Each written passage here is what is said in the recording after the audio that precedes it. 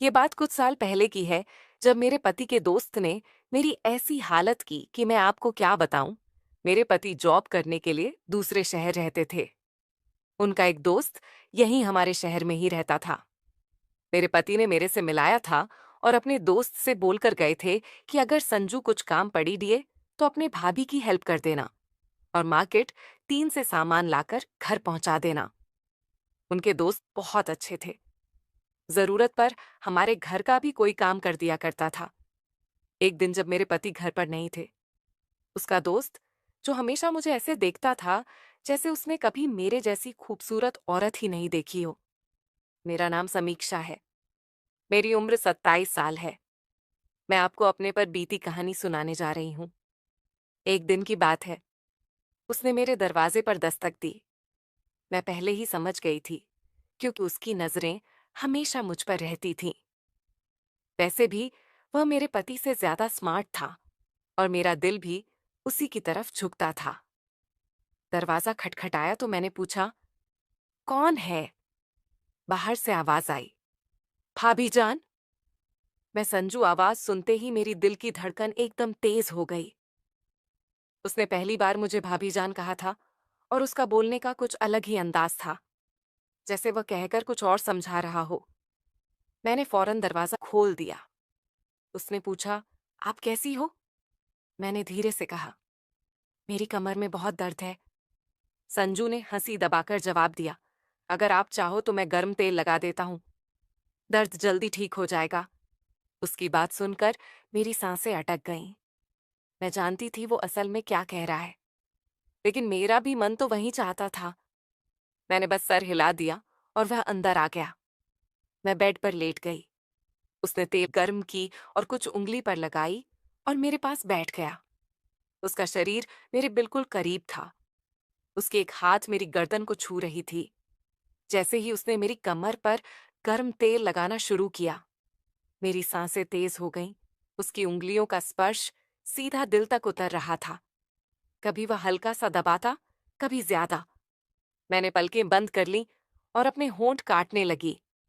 संजू धीरे से बोला, भाभी जान, लगता है गर्म तेल अपना काम कर रहा है। उसकी मुस्कान, उसकी नजरें, सब मेरे काबू से बाहर हो रही थीं। मैं चुप थी, लेकिन अंदर से पूरा जिस्म हिल रहा था। उसकी उंगली कभी कुछ नीचे चली जाती, कभी कुछ ऊपर। मैंने उसके हाथ को रोकना चाहा, पर रोक नहीं पाई। कमरे में सिर्फ मेरी धड़कन की आवाज सुनाई दे रही थी। संजू और करीब आया और धीरे से बोला, मैं जानता हूं आप भी यही चाहती हो, बस एक बार कह दीजिए। मैंने उसकी तरफ देखा। उसकी आंखों में वही भूख थी जो मैं पहले भी महसूस कर चुकी थी। मैं कुछ नहीं बोली, सिर्फ आंखें झुका ली। उसने गर्म तेल साइड के टेबल पर रखा और पास आ गया। अब हम दोनों के बीच सिर्फ एक कदम की दूरी थी। मेरी उंगली उसके हाथ से जा लगी और मुझे लगा जैसे करंट लग गया हो। मैंने धीरे से कहा, संजू। उसने मुस्कुराते हुए जवाब दिया, बस भाभी जान, अब मैं समझ गया। कमरे की हवा गर्म हो गई। दरवाजा बंद था। पति घर पर नहीं था। मैं और संजू एक ऐसे मोड़ पर थे जहां से लौटना मुश्किल था। संजू सीधा मेरी आंखों में देखने लगा। उसकी नजरें ऐसी थीं जैसे पूरा जिस्म देख रही हो। मैं चुप थी, बस हंट काटती रही। उसने धीरे से कहा, भाभी जान, आप बोलती क्यों नहीं? आपके चेहरे पर सब लिखा है। मेरे लिए संभलना मुश्किल हो रहा था। मेरा दिल तेज धड़क रहा था। मैंने बस अपने आप को संभाला और पलटकर उसे देखने लगी। वो धीरे से करीब आया। उसके हाथ मेरी कमर पर रुक गए। मैं एक पल को सख्त हो गई, पर अगले ही पल मैंने अपनी आंखें बंद कर लीं, जैसे मैं भी तैयार हो चुकी थी। संजू धीमी आवाज के साथ कहा, अभी दर्द कम करना है या और ज्यादा करना है? मेरे होठों पर हल्की सी मुस्कुराहट आई, लेकिन मैंने कुछ नहीं बोला। उसकी आवाज, उसकी सांसें, सब कुछ मेरे अंदर घूम रही थी। कमरे में सिर्फ लाइट की हल्की रोशनी थी। उस रोशनी में उसका चेहरा और ज्यादा साफ लग रहा था। मैं उसकी एक एक हरकत को महसूस कर रही थी। जब उसने अपने दोनों हाथ मेरी कमर पर रखे तो मैंने अपनी सांस अंदर खींच ली। मैंने धीरे से कहा, संजू, और उसने बिना देर किए जवाब दिया, बस भाभी जान, मैं यहीं था आपके लिए। मुझे लगा जैसे सब कुछ वहीं रुक गया हो। उसका हाथ धीरे धीरे नीचे की तरफ जा रहा था और मेरा जिस्म अपने आप नरम होता जा रहा था। मैंने उसका हाथ थामकर रोकना चाहा, पर अंदर से रोक ही नहीं पाई। उसने अपना चेहरा इतना पास कर लिया कि मैं उसकी सांसें महसूस कर रही थी। मेरी आंखों के सामने सिर्फ उसका चेहरा था। उसकी मुस्कान जैसे मुझे कह रही हो, अब तो तुम मेरी हो। मैंने अपना सर हल्का सा झुकाया और उस लम्हे में मैं खुद को रोक नहीं पाई। संजू ने धीरे से कहा, भाभी जान, आपके पति को कुछ पता नहीं चलेगा। आप बस आज की रात यादगार बना दो। मेरी उंगलियां उसके हाथ पर खींच गई और मैं बस उसी को देख रही थी। दिल में डर भी था, लेकिन उस डर से ज्यादा एक अजीब सी खुशी थी। वक्त रुकता जा रहा था।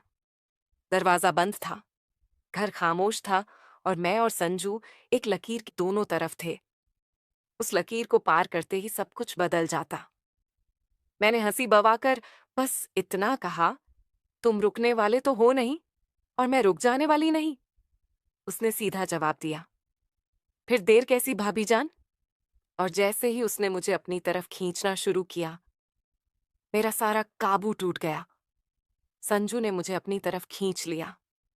एक पल को लगा जैसे पूरा कमरा घूम गया हो। उसका सीना मेरे करीब था। उसकी सांस मेरी गर्दन को छू रही थी। मेरा दिल इतना तेज हो रहा था कि मुझे खुद सुनाई दे रहा था। मैंने उससे दूर जाने की कोशिश की, लेकिन उसने मेरी कलाई थाम ली। हल्की सी मुस्कान के साथ बोला, अब तो आप मुझे रोक भी नहीं सकती भाभी जान। मेरी आंखें नीचे थीं, पर होठों पर एक हल्की सी मुस्कान अपने आप आ गई। मैं खुद भी तो यही चाहती थी, बस कुछ बोलने की हिम्मत नहीं थी।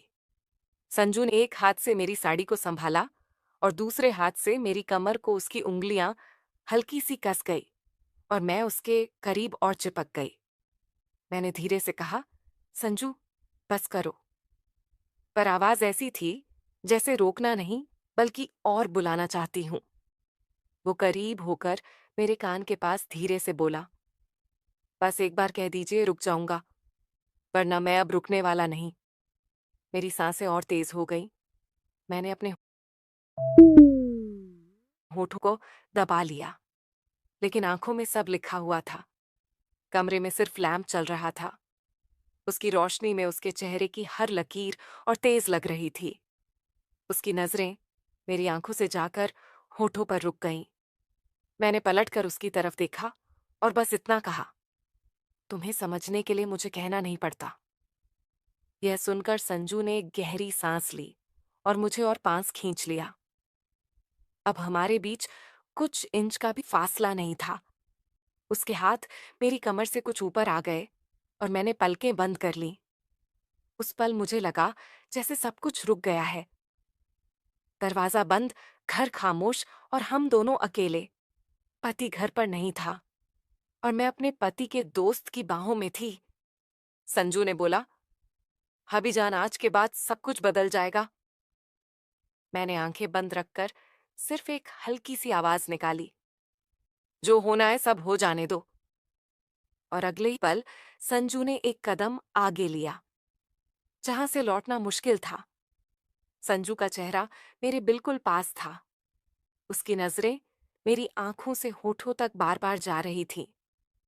मैंने अपने होंठ दबा लिए और उसकी भूख मुझे साफ नजर आ रही थी। मैंने हल्की सी आवाज में कहा, संजू, अगर कोई आ गया। तो उसने हंसी दबाकर जवाब दिया, दरवाजा बंद है और घर में और कोई नहीं। अब सिर्फ मैं और आप हूं। उसकी आवाज इतनी मधुर थी कि मेरे पैर अपने आप नरम हो गए। मेरा दिल कह रहा था, रुक जाओ, पर जिस्म कह रहा था, रुकना मत। संजू ने एक हाथ से मेरी कमर को और कस लिया और दूसरे हाथ से मेरी साड़ी को साइड कर दिया। उसकी उंगलियां मेरी गर्दन के पास से फिसलती हुई नीचे आईं। मेरी सांसें फिर से तेज हो गईं। मैं उसकी तरफ पलट कर बोली, तुम्हें समझ नहीं आ रहा, मैं रोक नहीं पाऊंगी। अपने आप को संजू और करीब आया और हल्की आवाज में बोला, इसीलिए तो आया हूं, आपको रोकने नहीं, खुश करने। उस पल मेरी आंखें उसके चेहरे पर अटक गईं। उसका अंदाज, उसका आवाज, सब कुछ मुझे उसकी ओर खींच रहा था। मैंने अपना हाथ उसके सीने पर रखा जैसे दूर करने के लिए, पर वह दूर नहीं हुआ, बल्कि और पास आ गया। उसने मेरी कलाई पकड़ ली और अपनी तरफ खींच लिया। अब हमारे बीच बिल्कुल भी फासला नहीं था। उसकी सांसें मेरी गर्दन को जला रही थीं। मैंने आंखें बंद करके अपना सर उसके कंधे पर रख दिया। उसने धीरे से कहा, भाभी, अब बस आप मेरी हो। मेरी उंगली उसके हाथ के ऊपर जा रही थी। मैं कुछ नहीं कह पाई, सिर्फ उसके करीब होती चली गई। कमरे में सिर्फ एक छोटी सी रोशनी थी और उसमें हम दोनों की सांसें तेज हो रही थीं। मैंने उसके कान के पास धीरे से कहा, जो करना है जल्दी करो। संजू ने बस इतना कहा। फिर अब कोई रुकावट नहीं और उस लम्हे से सब कुछ काबू से बाहर हो गया। उस रात के उस पल में लग रहा था जैसे वक्त रुक सा गया हो। संजू का हाथ मेरी कमर से फिसलकर मेरी पीठ तक आ गया।